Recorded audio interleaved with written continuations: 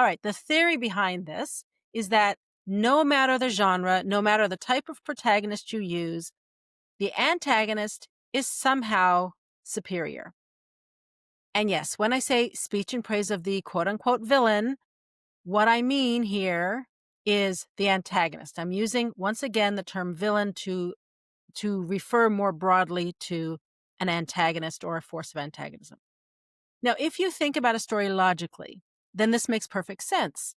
Uh, because the antagonist has to be superior in some way, like stronger, faster, smarter.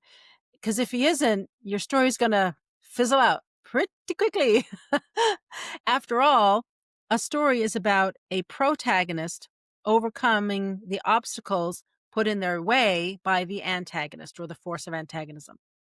Just let me give you a real quick example. If you are writing a sports performance story about two tennis players, and one of the tennis players has, for argument's sake, my level of tennis playing, and the other tennis player has the level of Serena Williams. And if the Serena Williams character is the protagonist and I'm the antagonist, it's going to be a short story because the protagonist is going to win really fast. She is vastly superior to her opponent, which in a sports story is the antagonist. So the villain has to be superior. And the way that superiority is communicated is through the speech in praise of the villain. Somebody in the fictional world, somebody somewhere has got to acknowledge the superiority. All right. So now the question is, how does this speech in praise of the villain thing play out in The Man Who Knew Too Much? Well, Melanie, it's very interesting.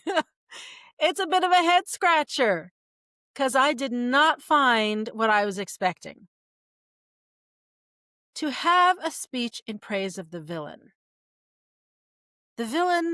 must be clear. We got to know who the villain is. And sometimes in very nuanced stories, we don't necessarily know who the villain is at the beginning of the story. And it might take, in fact, the entire story for it to unfold as to who the true villain is. That's fine.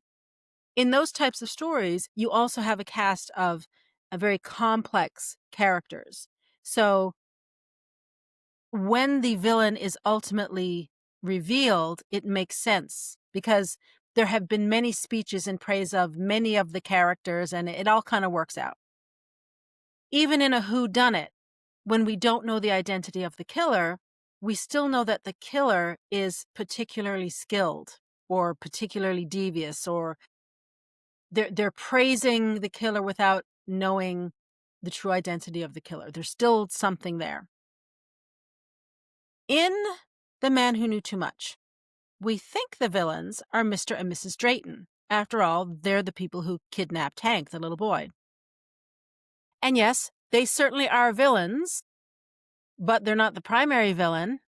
They're merely hired guns working for a foreign ambassador to Britain who wants them to arrange for the murder of his country's prime minister. It's not the British prime minister, it's the prime minister of his country.